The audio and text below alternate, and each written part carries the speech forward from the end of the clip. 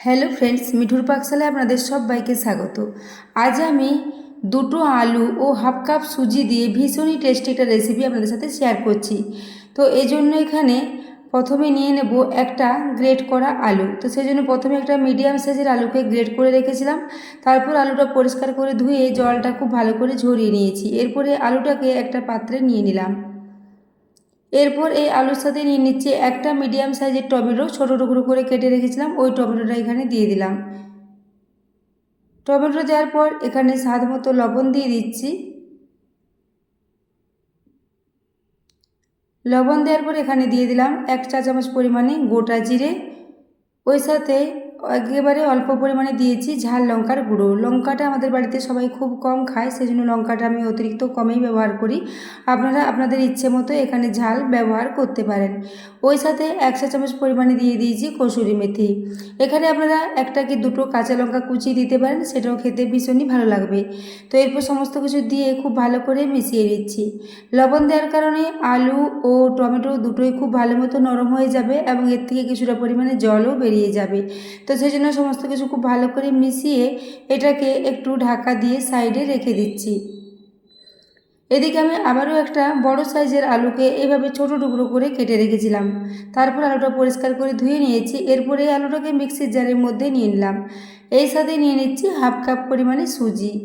আলুর সাথে সুজিটা নিয়ে নেব। এরপর এখানে হাফ কাপ পরিমাণে জল দিয়ে এর একটা বেশ মিহি পেস্ট তৈরি করে নেব।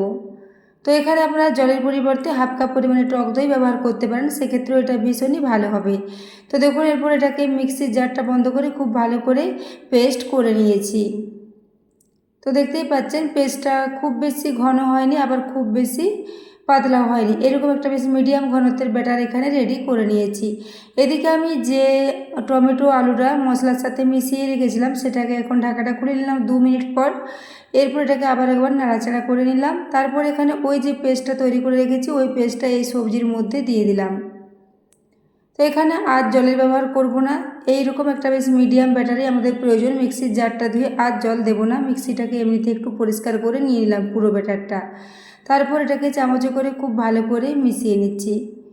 তো বন্ধুরা, আজকের রেসিপিটা 5 থেকে 10 মিনিটের মধ্যে রেডি হয়ে যাবে। খুবই সহজ পদ্ধতিতে, খুবই অল্প উপকরণ দিয়ে রেডি হয়ে যাবে এবং খেতে ভীষণই খাস্তা ও মুচমুচে হবে।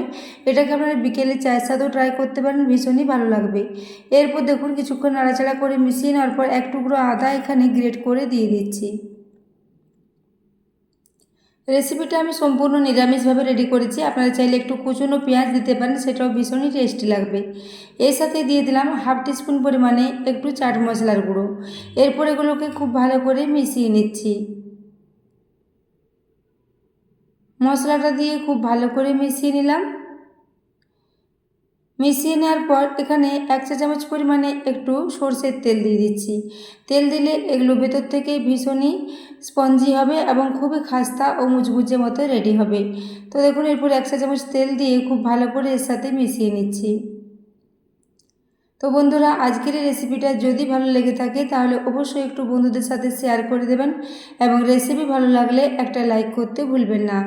তো দেখুন এরপর এগুলো সব কিছু মেশানো হয়ে গেছে। এখানে আজ আর কোনো রকমের বেকিং পাউডার বা বেকিং সোডার প্রয়োজন হবে না, এমনিতেই রেসিপিটা ভীষণই টেস্টি মতো রেডি হয়ে যাবে। তো দেখুন একটা হাতার সাহায্যে ব্যাটারের কনসিস্টেন্সিটা দেখিয়ে দিচ্ছি। এরকম মিডিয়াম ঘনত্বের ব্যাটার একটা আমাদের রেডি করতে হবে। তো ব্যাটারটা এখন একদমই রেডি হয়ে গেছে। এদিকে আমি গ্যাসে একটা কড়াই বসিয়ে দিয়েছি, তাতে প্রায় হাফ কাপ পরিমাণে রিফাইন্ড অয়েল গরম হওয়ার জন্য রেখে দিয়েছিলাম। তেলটা এখন খুব ভালো মতো গরম হয়ে গেছে। এরপর 1 হাতা পরিমাণে ব্যাটার এই তেলের মধ্যে দিয়ে দিচ্ছি।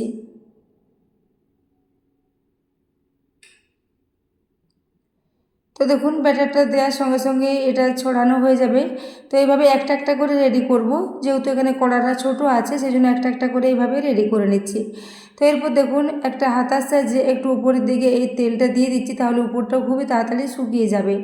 এরপর এটাকে মিডিয়াম ফ্লেমে নিচের দিকটা প্রায় 2 মিনিটের জন্য একটু ভেজে নেব। তো এখন দেখুন উপর দিকটা খুব ভালো মতো শুকিয়ে গেছে। এরপর এটাকে উল্টে নিলাম। এইভাবে উল্টে পাল্টে এটাকে প্রায় 4 থেকে 5 মিনিট মতো একটু ভেজে নিলে এটা খুব ভালো মতোই খাস্তা মুচমুচে হয়ে যাবে। তো দেখুন এইভাবে একটা এখানে ফ্রাই করে নিয়েছি। এরপর এক্সট্রা তেলটাকে ঝরিয়ে এটাকে তুলে নিচ্ছি। এইভাবে আবারও একটা এই তেলের মধ্যে দিয়ে দেবো। তো দেখুন এর কালারটা খুবই সুন্দর এসেছে। এখানে কোনো রকমের হলুদ গুঁড়ো বা কোনো রকমের বেশি মশলা ব্যবহার করা হয়নি, কিন্তু টমেটো দেওয়ার জন্য এর কালারটা অনেকটাই লালচে মতো এসেছে। এরপর এখানে আবারও 1 হাতা পরিমাণ ব্যাটার দিয়ে দিলাম। তারপর উপর থেকে একটু তেলটা ছড়িয়ে দেবো, তাহলে উপরটাও খুবই তাড়াতাড়ি মতো শুকিয়ে যাবে। তো বন্ধুরা, আজকের রেসিপিটা আপনাদের কেমন লেগেছে কমেন্টে জানাতে ভুলবেন না, এবং রেসিপি যদি ভালো লেগে থাকে অবশ্যই চ্যানেলটি সাবস্ক্রাইব করে আমার পাশে থাকবেন, এবং পাশে থাকা বেল আইকনটি অবশ্যই প্রেস করে রাখবেন, তাহলে আমি যে কোনো নোটিফিকেশানই ছাড়ি না কেন তা সবার আগে আপনার কাছে পৌঁছে যাবে। তো সুজি ও আলু দিয়ে এই রেসিপিটা ভীষণ খাস্তা ও মুচমুচে মতো রেডি হয়েছিল, এবং টমেটো দেওয়ার জন্য এর টেস্টটা ভীষণই ভালো হয়েছিল। ভীষণই ভালো একটা চটপটা রেসিপি। এইরকম ধরনের রেসিপি বাড়িতে গেস্ট আসলেও আপনারা বিকেলে চায়ের সাথে বানিয়ে সার্ভ করতে পারেন, খেতে দুর্দান্ত লাগে। তো দেখুন এরপর একটা প্লেটের মধ্যে এগুলোকে সাজিয়ে নিয়েছি। এগুলোকে আপনি যে কোনো ধরনের চাটনির সাথে সার্ভ করতে পারেন, অথবা বিকেলে চায়ের সাথেও এটাকে বানিয়ে দিতে পারেন, খুবই ভালো হবে। এমনকি এটাকে টিফিনেও আপনারা বানিয়ে নিতে পারেন। তো দেখুন এরপর একটা আপনাদের কেটে দেখিয়ে দিচ্ছি। উপর থেকে ভীষণই খাস্তা ও মুচমুচে, এবং ভেতরটা খুবই নরম, এবং আলু দেওয়ার জন্য এর টেস্টটা ভীষণ ভালো হয়েছিল। তো দেখুন এরপর আবারও কেটে দেখিয়ে দিচ্ছি, এবং টমেটোটাও খুব সুন্দর মতো সেদ্ধ হয়ে গেছে ভেতরে। এভাবে আবারও একটা আপনাদের দেখিয়ে দিচ্ছি। দেখুন এর শব্দটা দেখে আপনারা বুঝতে পারবেন এগুলো কতটা খাস্তা মতো রেডি হয়েছে। তো এইভাবে খুবই সহজ পদ্ধতির রেসিপিটা বন্ধুরা আপনারা বাড়িতে অবশ্যই ট্রাই করবেন, এবং রেসিপিটা ভালো লাগলে চ্যানেলটি সাবস্ক্রাইব করতে ভুলবেন না। বেল আইকনটি প্রেস করে আমার পাশে থাকার অনুরোধ রইল।